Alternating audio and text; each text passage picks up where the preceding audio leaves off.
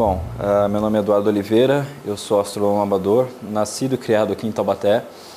Há quase 10 anos eu edito o blog do Astrônomo, que é um blog que eu falo de astronomia e vez ou outra de ufologia também.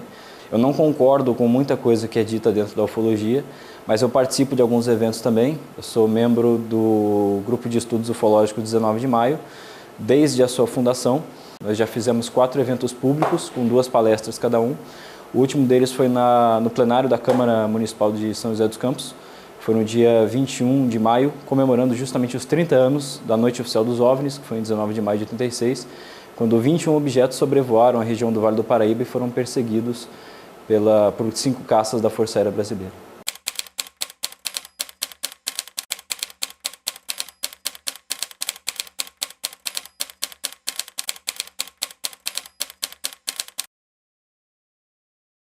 Então, acho que a vontade de se tornar ufólogo é uma coisa meio, não é exatamente como eu classificaria, né? O meu sonho, na verdade, é ser astrônomo. Eu pretendo cursar física ou astronomia a partir do ano que vem, porque eu estou na 3ª especialização em ciências aeronáuticas, na Escola Municipal de Ciências Aeronáuticas, né, a ENCA. Terminando esse último curso lá, eu pretendo ingressar num curso superior de física ou astronomia. A ufologia, na verdade, foi uma coisa que me atraiu pelo interesse na ufologia, na astronomia, perdão. Eu sempre pesquisava coisas de astronomia quando eu era criança e, vez ou outra, eu encontrava alguma coisa de ufologia. No começo eu não dava muita bola, mas eu acabei passando a ler algumas coisas dessas e eu acabei me convencendo de alguns argumentos, mas é aquela coisa, eu não defendo tudo aquilo que a ufologia defende amplamente. Então eu também não concordo com muita coisa que é amplamente divulgada dentro dos meios ufológicos.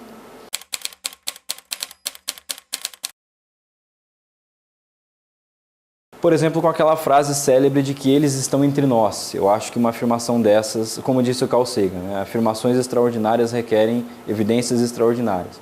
Qualquer que seja a sua afirmação, então apresente uma evidência. Ninguém nunca provou esse tipo de coisa. Existem casos ufológicos que sofreram pesquisas científicas sérias e essas pesquisas não foram capazes de determinar o que tinha acontecido, não foram capazes de determinar o que era tal material que foi encontrado num local onde supostamente um OVNI tinha pousado, não foi capaz de determinar qual era a fonte de um alvo no radar e por aí vai. Essas coisas, sim, existem. Agora, as afirmações mais populares, algumas delas pelo menos, elas não têm comprovação.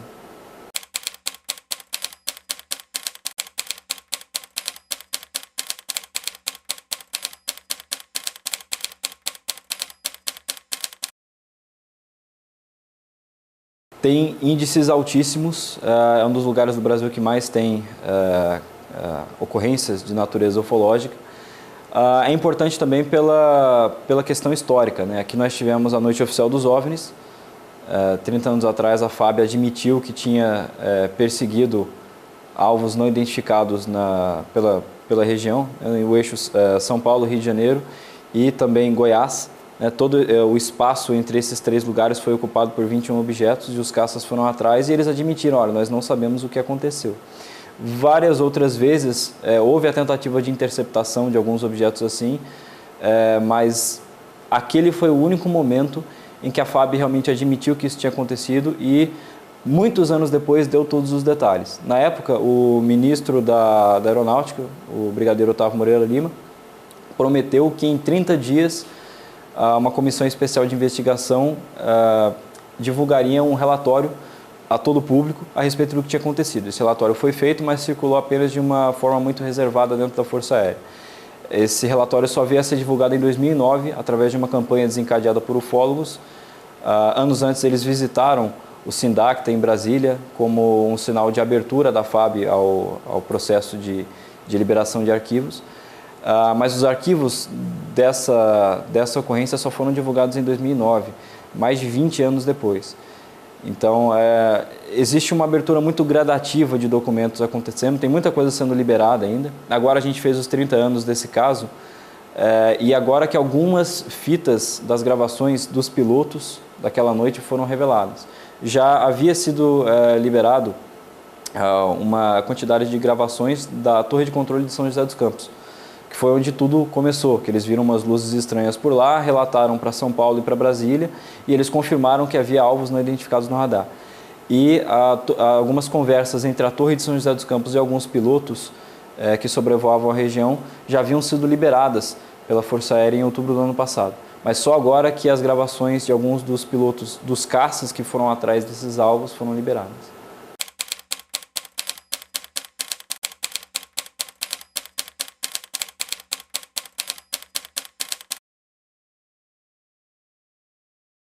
Então, isso aí você tem que voltar na época em que tudo isso aconteceu. É um momento ali pós... não vou dizer pós-Guerra Fria, mas era ali o auge da Guerra Fria ainda. Muitos casos aconteceram quando a União Soviética já tinha caído, então a Guerra Fria realmente já tinha acabado, mas havia um risco, não vou nem chamar um risco, havia um medo muito grande da invasão de alguma coisa e com alguma tecnologia que nós não conhecíamos. Então não é nada de outro mundo, alguma coisa assim, não, simplesmente alguma aeronave, por exemplo, que algum outro país tivesse desenvolvido, mas nós não fizéssemos a menor ideia de como funcionasse, alguma tecnologia realmente nova que estivesse sendo utilizada para meios bélicos. Havia esse risco e por isso havia a vigilância. Poxa, a Força Aérea tem, por definição, o objetivo de defender o espaço aéreo do país. Então, se eles querem cumprir esse objetivo, eles precisam investigar o que está acontecendo no espaço aéreo. E por que não revelar? Porque, por vezes, isso realmente infringe a segurança da própria investigação da Força Aérea.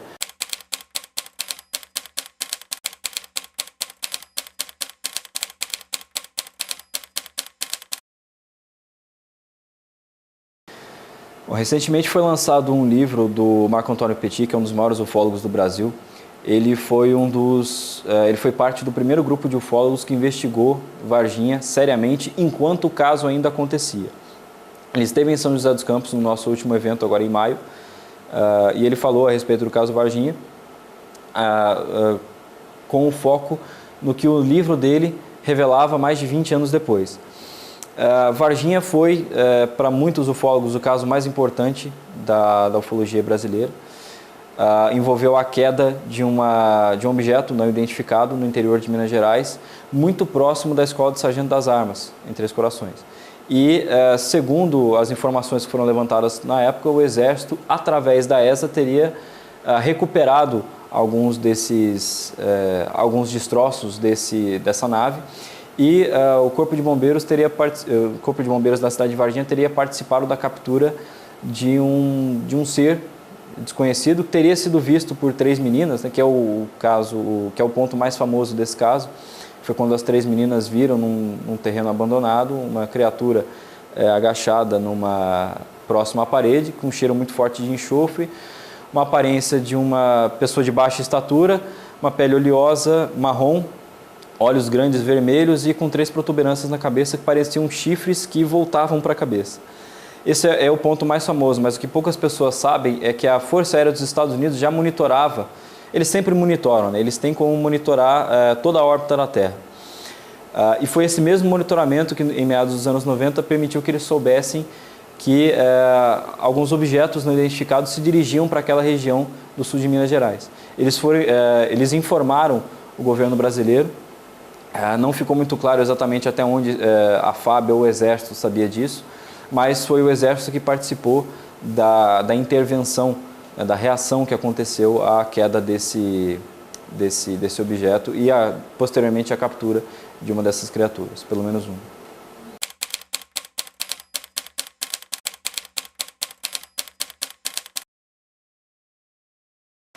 Eu acho que dá para citar 3 casos nacionais, além da Noite Oficial dos OVNIs e do caso de Varginha. Nós tivemos a Operação Prato, no norte do Pará. A Força Aérea foi acionada pela prefeitura da região da Ilha de Colares. Eu não me lembro agora o nome do município.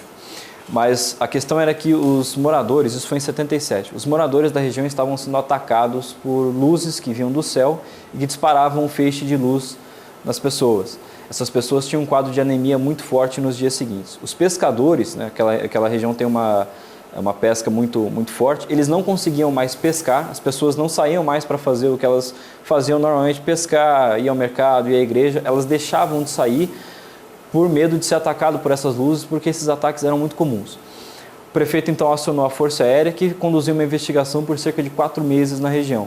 O grupo de militares ficou acampado no meio do mato, próximo aonde essas luzes atacavam as pessoas, e eles acabaram tendo os próprios contatos com esses fenômenos. Isso veio a conhecimento público no final dos anos 90, quando o comandante da operação, o coronel Irangel Holanda, na época ele era capitão, ele procurou o pessoal da revista UFO, que é uma das publicações de ufologia mais antigas que nós temos no mundo, a mais antiga do Brasil. Procurou o pessoal da revista UFO e contou tudo aquilo que aconteceu. Essa entrevista durou, a versão que foi divulgada pela UFO tem mais de 2 horas de duração, e ele conta tudo o que aconteceu, pelo menos o mais importante do que aconteceu naqueles 4 meses e como isso afetou pessoalmente a vida dele. Porque é muito difícil passar por esse tipo de experiência e não ser afetado de uma forma pessoal.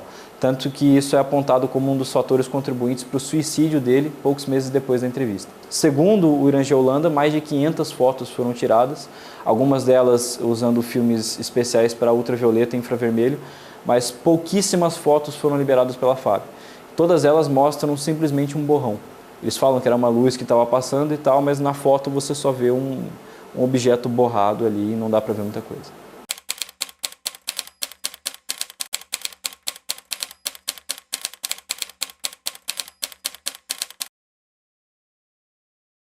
Eu vi uma coisa que eu não sei explicar. Foi uma luz que ficou visível durante o pôr do sol e por mais de 20 minutos depois.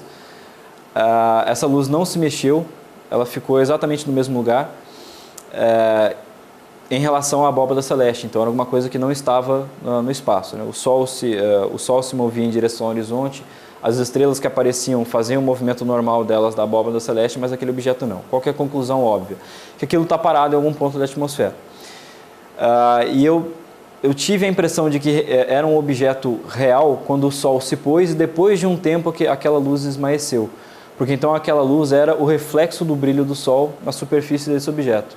Então a partir do ponto em que o sol se pôs do ponto de vista daquele objeto, ele deixou de refletir a luz do sol e não ficou mais visível. Tentei tirar umas fotos no momento, só estava com o celular ali, as fotos não ficaram boas, tanto que eu apaguei na hora mesmo. Posteriormente, numa reunião do grupo, a gente ficou sabendo de relatos do mesmo fenômeno, na mesma hora, no mesmo dia, apontando para a mesma direção do céu, que era o zênite, que é o ponto mais alto do céu. Não exatamente no zênite, mas bem próximo. Relatos desde Atibaia até Bananal. Então o vale inteiro viu aquilo.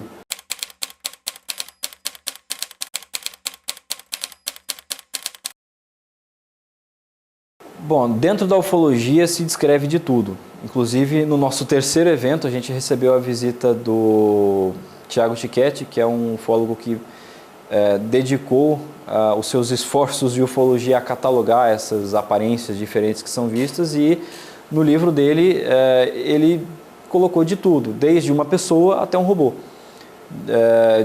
Dos Greys, né, que são aqueles ETzinhos baixinhos cinzas, de olhos pretos grandes, até uma gosma, lá, como se fosse uma massinha lá que andava e falava num relato. Então você tem de tudo. Dentro da astrobiologia, o que você pode afirmar? Você pode afirmar simplesmente que a aparência de qualquer outra forma de vida que venha a evoluir em outro lugar do universo, um planeta, um cometa, um asteroide, se houver as condições necessárias, obviamente, vai ser moldada simplesmente pela evolução conforme aquele ambiente onde aquela forma de vida está evoluindo. Então, pode ser desde alguma coisa parecida com uma pessoa, o que é muito pouco provável, porque encontrar exatamente as mesmas condições, com o mesmo histórico evolucionário em outro lugar é matematicamente impossível. Mas pode ser desde uma pessoa a alguma coisa totalmente diferente, como um inseto gigante ou, sei lá, uma bactéria gigante, enfim. E todas essas aparências também estão dentro da ufologia, né? Mas aí você tem respostas diferentes para abordagens diferentes. Então, se você realmente vai pela ciência, qualquer coisa pode acontecer. Se você vai pela ufologia, você também tem diferentes formas que já foram catalogadas em diferentes casos, em diferentes épocas e lugares no mundo. Particularmente, eu nunca vi um, então eu não poderia te responder isso.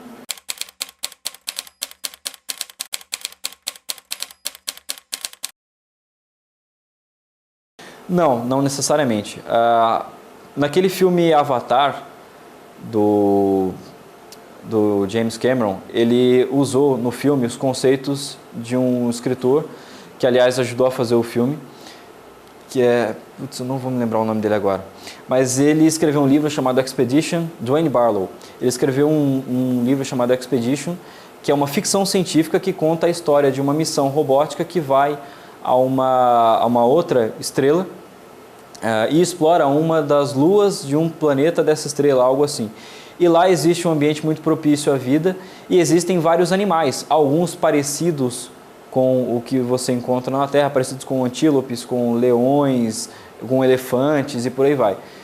Você tem muitos vegetais, muitos micro-organismos e você tem o equivalente do que seria o humanoide, que é a forma de vida mais inteligente, que no livro e no documentário do Discovery Channel, que foi inspirado por esse livro, ele é comparado, a inteligência dele é comparada à inteligência de um homem primitivo, um homem das cavernas. Ele não tem nada a ver com uma pessoa. E essa foi a grande contradição do livro. Então, se você vai encontrar alguém inteligente, você espera cabeça, tronco, né, 2 braços, 2 pernas. Não, é uma coisa totalmente diferente. É um ser que voa, entendeu? Então, tudo isso depende muito da biologia que é regida pelo local.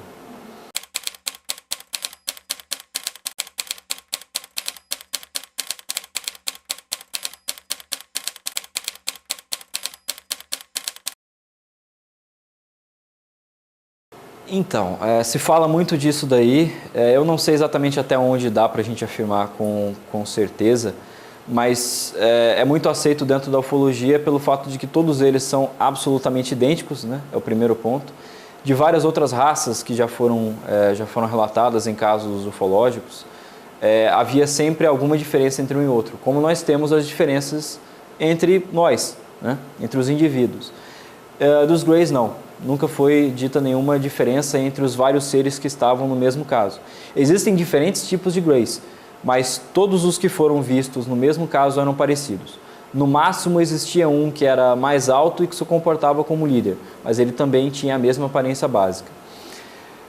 Essa teoria faz sentido até o ponto que você considera que essas raças superiores às quais eles estariam a serviço não poderiam, por exemplo, respirar o ar que nós respiramos, então eles precisaram criar alguma coisa que respirasse esse ar.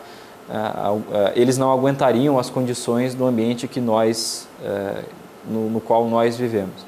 Então até aí essa teoria faria sentido, mas comprovar isso é complicado.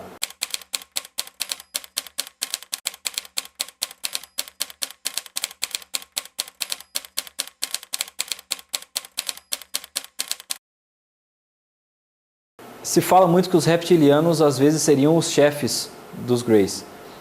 De uma forma geral, eles são sempre malvados. Os Greys também. Poucas vezes você tem Greys bonzinhos.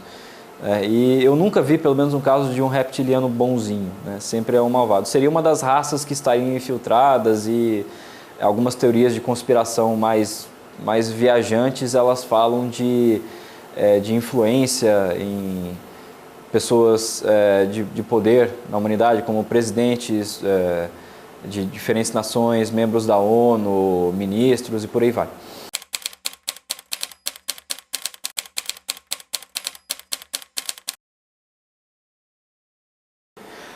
A minha favorita agora é sobre o grupo Bilderberg, que seria influenciado pelos reptilianos. Alguns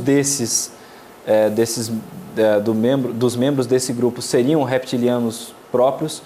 É um grupo que se reúne na Europa anualmente para definir como eles vão continuar dominando o mundo. Entendeu? Então, se não me engano, você tem 12 ou 14 membros permanentes e no total são 100 pessoas que variam de ano a ano. E são pessoas de influência, são grandes empresários, principalmente de mídia, para manipular as informações, etc., esses papos todos. Existe muita coisa.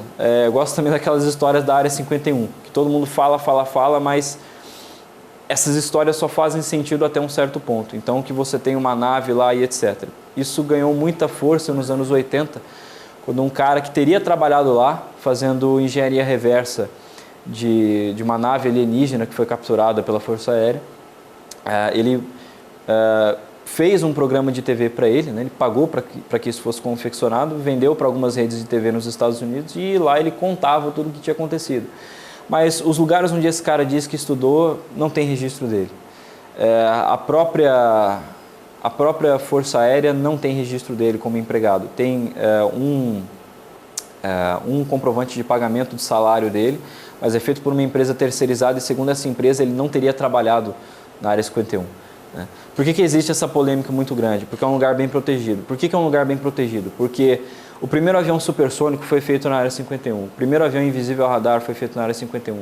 Muita da tecnologia utilizada hoje para voo espacial foi desenvolvida na Área 51. Recentemente lá foi desenvolvido o primeiro helicóptero invisível ao radar. E ele não faz quase barulho nenhum. É uma versão modificada do Black Hawk. Uma das tecnologias que foi empregada nele, que faz com que ele gere pouco ruído. Então, aqui em Taubaté a gente tem a aviação do Exército, já estagiei lá. Assim, a gente sempre ouve helicóptero passando. É um helicóptero que você basicamente não ouve. Você está do lado dele, você ouve ele bem baixinho. Isso foi desenvolvido na Área 51. Foi o helicóptero que os SEALs usaram na missão que exterminou Bin Laden.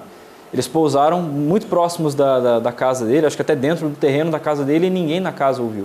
Então esse é o tipo de tecnologia que é desenvolvida lá dentro, tecnologia bélica de ponta, e por isso tem que ser protegido. Daí que vem a polêmica.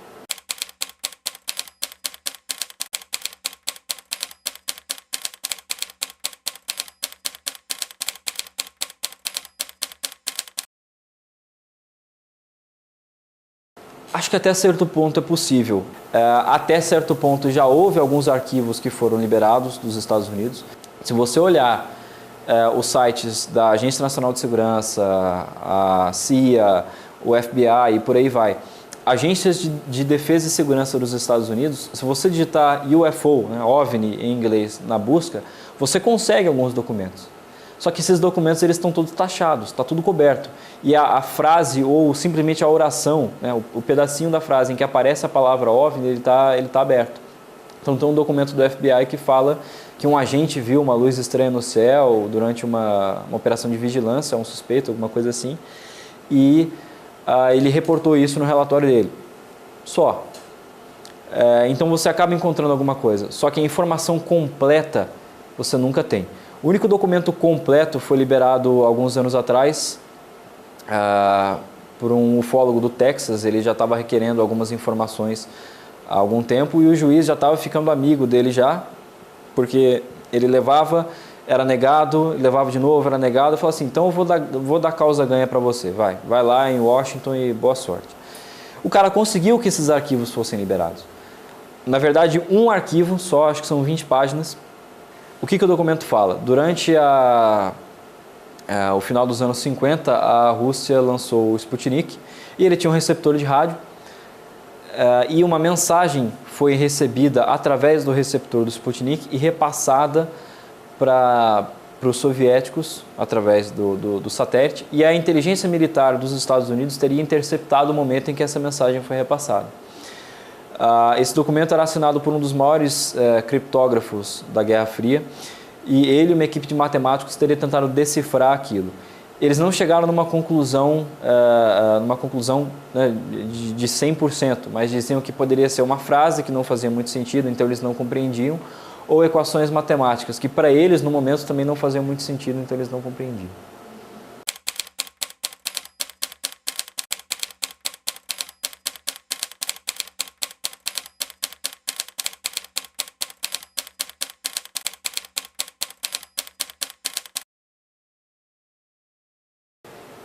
Então, esse livro é muito bom, tá? Ele é muito bacana para quem gosta desses assuntos e principalmente para quem está começando a ler. Então, para quem nunca leu um livro desses, leia esse livro do Erich von Däniken. Eram os deuses astronautas? Bom, a gente sabe que existe nas ilhas do sul do Pacífico o culto à carga. O que é o culto à carga? Durante a Segunda Guerra, muitos militares aliados, né, Estados Unidos, Inglaterra, eles foram até essas ilhas de avião para montar algumas bases de onde eles pudessem fazer as suas operações, por exemplo, alcançando regiões próximas ao Japão. Os nativos daquelas ilhas, em alguns lugares até hoje, cultuam as pessoas, esses militares que foram até lá, conduzindo uma operação de guerra, achando que eles são deuses, porque eles vieram do céu, em objetos que eles nunca tinham visto, como se fossem as carruagens de fogo lá dos deuses antigos. Então essas pessoas, elas fazem aviões de madeira, né, cortam as árvores, colocam à disposição de avião ali, com hélice e tudo, fazem pistas de pouso, com palha esperando, né, tentando chamar os deuses de volta. Eu acredito que a humanidade no passado tenha tido contato com alguma coisa que ela não compreendeu exatamente. Podem ter sido seres de outro lugar? Podem ter sido seres de outro lugar, mas o único momento em que você tem a afirmação disso são nos desenhos, nas escritas, nessas pinturas. Você nunca tem uma peça realmente aeroespacial para comprovar. Você tem muitos artefatos que não fazem sentido nos cortes estratigráficos onde eles foram encontrados. Então você tem, por exemplo, um computador na Grécia. Eles poderiam ter feito aquilo de forma rudimentar, né? Um dispositivo com várias engrenagens de pedra que mostra o movimento de objetos celestes no céu. É um computador rudimentar. O objeto escrito mais antigo que foi encontrado na Suméria é uma tábua redonda quebrada que tem instruções de como chegar à Terra. Aquilo tem instruções de navegação dentro do sistema solar que usa as órbitas dos outros planetas como referência. E ele te ensina como chegar de fora do sistema solar e entrar na órbita da Terra e pousar aqui. Isso é muito estranho, entendeu? E é uma das coisas que me faz pensar a respeito disso, que talvez tenha sido possível.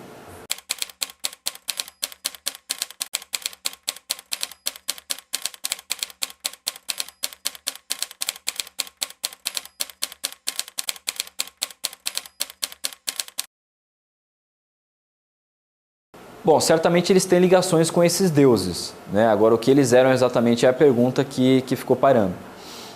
No caso das pirâmides, por exemplo, os sumérios já falam de uma pirâmide no lugar que eles apontavam que era o Egito.